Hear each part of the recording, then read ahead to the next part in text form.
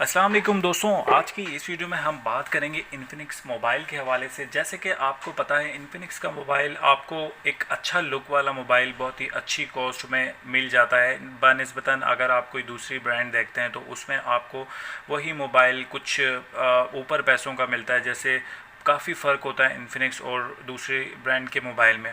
सो दोस्तों, आज की इस वीडियो में मैं आपको कुछ इन्फिनिक्स का ऐसा सच बताने वाला हूं कि जिसमें आपको ये पता चल जाएगा कि आखिर इन्फिनिक्स को ऐसा क्या फ़ायदा होता है, इन्फिनिक्स को कहाँ जाके फ़ायदा होता है, आखिर इन्फिनिक्स इतना सस्ता इतना चीपली क्यों कुछ अपनी प्रोडक्ट सेल करता है, आखिर इन्फिनिक्स को क्या फ़ायदा है इसमें।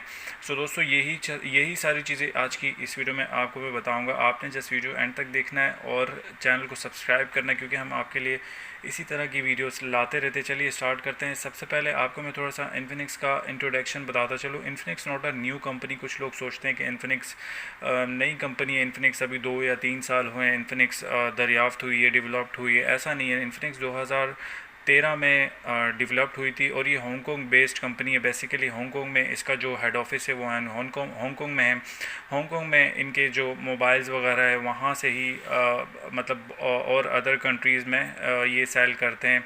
इसके अलावा इनका जो R&D रिसर्च एंड डेवलपमेंट वो है फ्रांस एंड कोरिया में। अब इनका ये कहना है कि हमारा जो R&D है वो फ्रांस एंड कोरिया में है।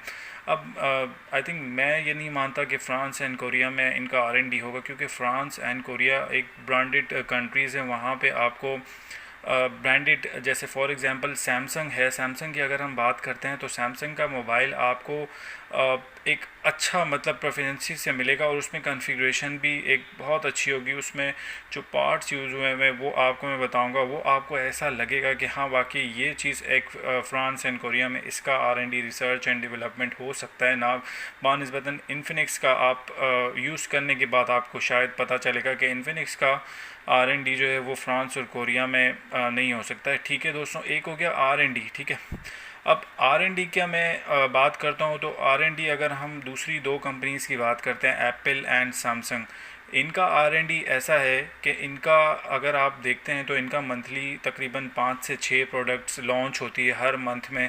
और बनिस्बतन अगर हम इन्फिनिक्स देखते हैं तो इन्फिनिक्स की बहुत ज़्यादा होती है। सो दोस्तों, ये चीज़ अगर आप देखें तो इसमें कॉस्टली और ज़्यादा हो जाता है। R&D में आपको साइंटिस्ट चाहिए होते हैं, आपको डेवलपमेंट की टीम चाहिए होती है, आपको रिसर्च की टीम चाहिए होती है। तो ये सारी चीज़ें आई थिंक बहुत ज़्यादा कॉस्टली हो जाएगी। उसके बावजूद भी अगर इन्फिनिक्स इतना सस्ता मोबाइल बेचता है तो मैं नहीं मानता।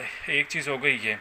अब मैं आपको बताता हूँ दूसरी चीज़ ये है कि जैसे फॉर एग्ज़ाम्पल हमारा जो एक सर्किट लगता है उसमें eMMC एंड UFS। अब जो इन्फिनिक्स है ना, इन्फिनिक्स यूज़ करता है UFS। ऐसा होता है कि बाकी जो कंपनीज़ है जैसे एप्पल है और सैमसंग है, इन्होंने अभी UFS का यूज़ करना बंद कर दिया है, क्योंकि UFS एक ओल्ड वर्जन है सर्किट का जिसमें आपको थोड़े से मुश्किलात और मसले आते हैं। और जितने भी ब्रांड है, आप सैमसंग की बात कर लें, ओप्पो की बात कर लें, एप्पल की बात कर लें, वो अभी यूज़ कर रहे हैं eMMC। ऐसा होता है कि ये लेटेस्ट टेक्नोलॉजी है जो मोबाइल सर्किट में यूज़ होता है। ठीक है दोस्तों, एक चीज़ हो गई है बनस्बतन। अच्छा, एक और चीज़ है, जैसे इन्फिनिक्स में हॉट 7 का मैं एग्जांपल देता हूँ। हॉट 7 एक ऐसा वाइड मोबाइल है जो आपको आई थिंक 27 से 30 हज़ार में आपको सारी कॉन्फ़िगरेशन उसमें मिल जाती है बनिस्बतन दूसरे जो मोबाइल्स हैं जो 25 हज़ार से कम के मोबाइल्स हैं या 20 हज़ार से कम के मोबाइल्स हैं। तो उसमें इनको बड़ा आई थिंक फ़ायदा होता है, क्योंकि इनके अगर ज़्यादा मकदार में मोबाइल बिकते हैं तो वहीं से ये अपने पैसे बचाते हैं। ठीक है, एक हो गई ये।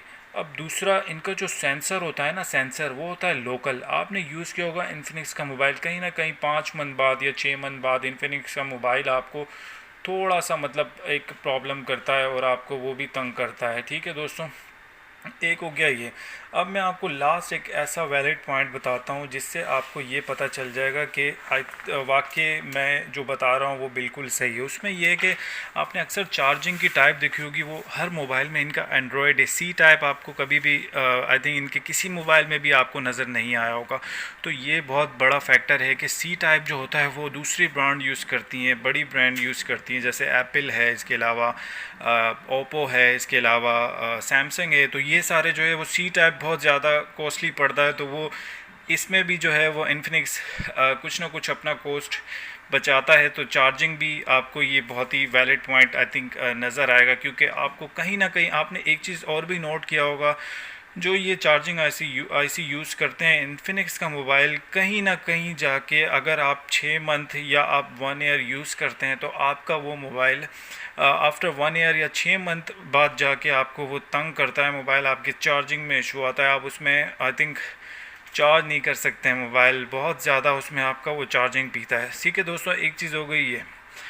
अब एक चीज़ मैं आपको और बताना चाहता हूँ, इसमें जो सर्किट यूज़ होते हैं, जैसे कि मैंने R&D की बात की, तो R&D अगर आपका फ्रांस एंड कोरिया में, फॉर एग्जांपल इनका ये कहना है कि हमारा फ्रांस एंड कोरिया में, तो वो बहुत ज़्यादा आई थिंक मुश्किल है, क्योंकि बड़ी जो कंपनीज़ है as compare to Apple and Samsung, वो उनका हो सकता है, और उनका मैं भी मानता हूँ आई थिंक वर्ल्ड में वो बहुत ज़्यादा एक ब्रांड बन चुका है सैमसंग एंड एप्पल बनस्बतन इन्फिनिक्स अभी भी इनके टक्कर में आई थिंक नहीं है बनस्बतन सैमसंग और एप्पल। सो ये कुछ सारी चीज़ें थी जो मैंने आपको बताई आज की वीडियो में इन्फिनिक्स के हवाले से, कि इन्फिनिक्स आखिर कहाँ कहाँ मेजर पॉइंट मैंने आपको बताया कि इन्फिनिक्स कहाँ पे कॉस्ट कटिंग करता है, कहाँ पे इन्फिनिक्स को फ़ायदा होता है, कहाँ पे इन्फिनिक्स अपने लिए पैसे बचाता है, और इन्फिनिक्स इतना सारा क्यों मतलब इनकी सेल होती है पूरी मंथली। देखिए इन्होंने बांटे हुए ये बहुत ही सस्ते मोबाइल आई थिंक बेचते हैं, जिस वजह से लोग परचेज़ भी करते हैं। आपको 20,000 में सारी कॉन्फ़िगरेशन मिल रही है, तो आप क्यों नहीं परचेज़ करेंगे, आप खुद सोचें। तो ये सारी चीज़ें हैं जहन में रखने वाली। सो आज की वीडियो में मैंने आपको ये सारी चीज़ें बताई। उम्मीद करता हूँ वीडियो आपके लिए हेल्पफुल रही होगी, आपको पसंद आई होगी। अगर वीडियो पसंद आई है तो प्लीज़ हमारे चैनल को ज़रूर सब्सक्राइब करें, क्योंकि हम आपके लिए इसी तरह की वीडियो लाते रहते हैं, और हमारे चैनल का मकसद यही है कि आप हमसे कुछ सीखें। सो आज के लिए इतना ही था, मिलते हैं नेक्स्ट वीडियो में, तब तक के लिए गुड बाय, अल्लाह हाफिज़।